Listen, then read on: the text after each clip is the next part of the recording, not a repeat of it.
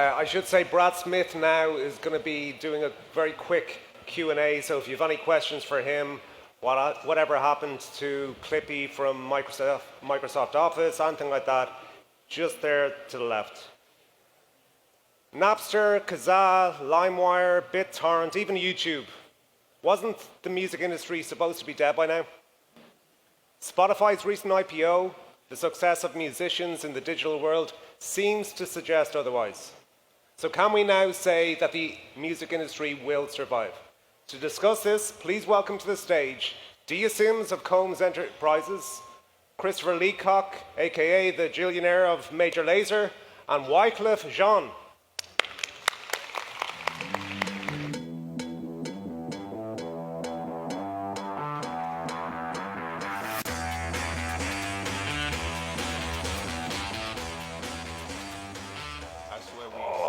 Hi, everybody.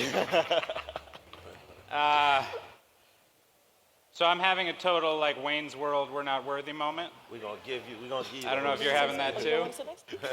Because I like grew up on the Score and the Carnival, bar none some of the best hip hop albums ever made, if you ask me. My first real big arena concert was Puff Daddy and the Family, right after Chris Wallace died. And then I think you, Chris, you and your friends at Major Lazer are making some of the most innovative, exciting sounds today. Thank you. And I look forward to seeing you on tour whenever that chance presents itself. So we're going to talk about tech and how tech has been influencing the music industry. And we're going to start with the business aspect and then hopefully get on to some of the more exciting stuff about how it's affected the creative aspect.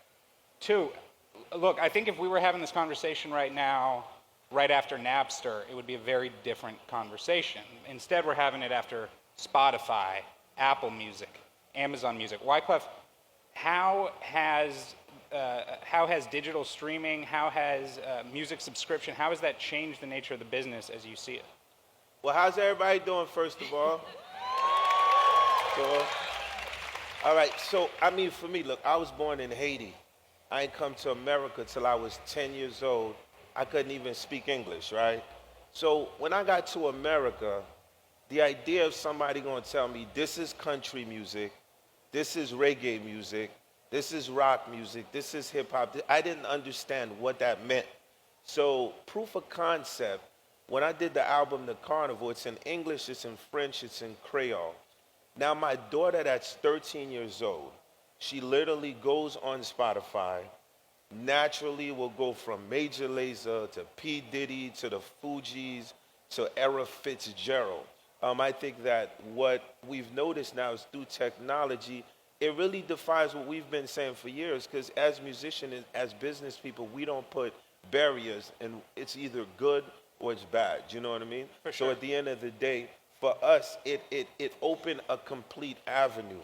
You know, for me as an artist and someone who understands the idea of like what business is. So for example, so DJ Khaled does the song Wild Thoughts.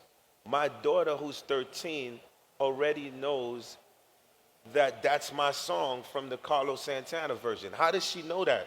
Because she wasn't even born then. But somehow through Spotify, she's able to, once she like one artist, filter to all the catalog. And so for us, it's a very exciting time, you know? Chris, it seems to me that the relationship that not only has tech sort of brought down the barriers between different musicians and different genre musicians, the ability to find new and old musicians, it has also changed the relationship between the musician and the customer. Do you feel, whether through the streaming services or social media, what is the current state of the relationship between artist and listener? I think it's better now than it was ever before. You know, we went through an era of social media where the relationship between the consumer and the artist changed drastically from when we were growing up, because when I was growing up, you could buy a poster, you could buy a CD or cassette, or you could go to a concert. It was one way, like that, like there was no interaction. And then social media came around, and not only could you have access to more intimate details about, you know, what Clef had for lunch, but then you could also reach out to him, you know, on Twitter, on Instagram, on Facebook, send him a message, and now they might message you back, they might comment back on your picture on Instagram or whatever, and it might seem silly to some, but at the same time, it's a new form of communication. And these are the forms of communication that we use to find new talent, for instance. You understand? If I don't need to have Clef's number to send him a direct message on Instagram or so on, and just say, hey, like, love what you're doing, we should work on this thing, blah, blah, blah, So, one, it affords us a new method of communication, and two, it affords us a new way of growing our reach, in that people already have scale on social media, they already have influence on social media, so now they can use that and they can actually monetize that.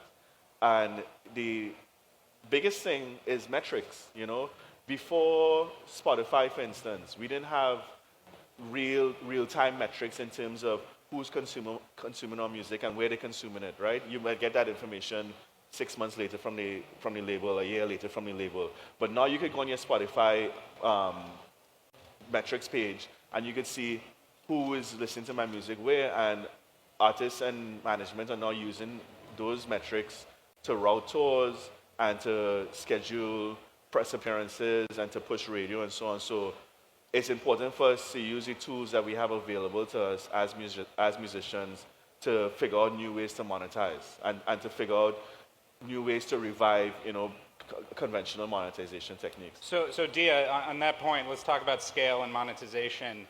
You look at an artist like Puff Daddy, like Sean Combs, and you are looking at a man who is so much more than a musician. He has his foot in so many different businesses. He is in liquor. He is in television. Did tech open up a new avenue, a new runway for artists to go further and turn themselves into these full-fledged businesses with all of these different assets? Yeah, 1,000%. I think, you started off talking about the aftermath of Napster, right? And the truth is, although the business of music may have had its ups and downs, the love for music really hasn't. It grows second by second, and all the research will back that up. Sean, Puff Daddy, Brother Love, Diddy Combs, often says that music is only second to religion in terms of how you can actually galvanize people, right? Having tech democratize that conversation between you as an artist and you as a brand has opened up the floodgates.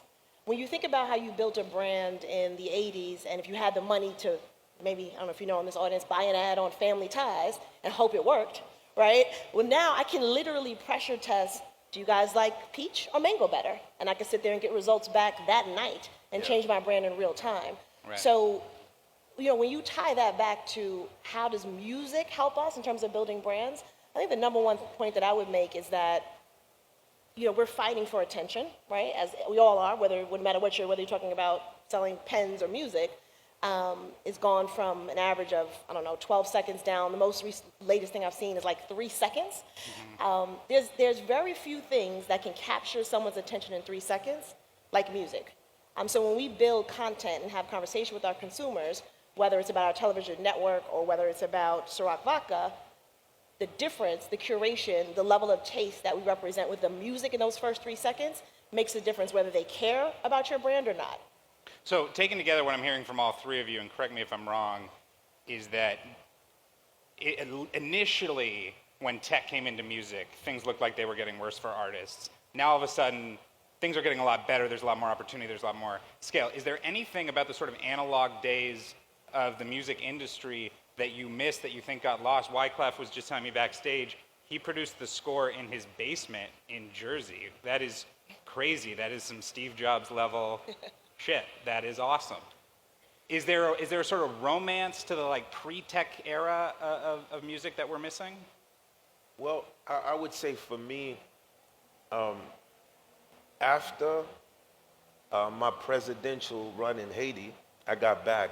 First thing I did was I went to Sweden to go see Avicii. I have a great relationship with Sweden.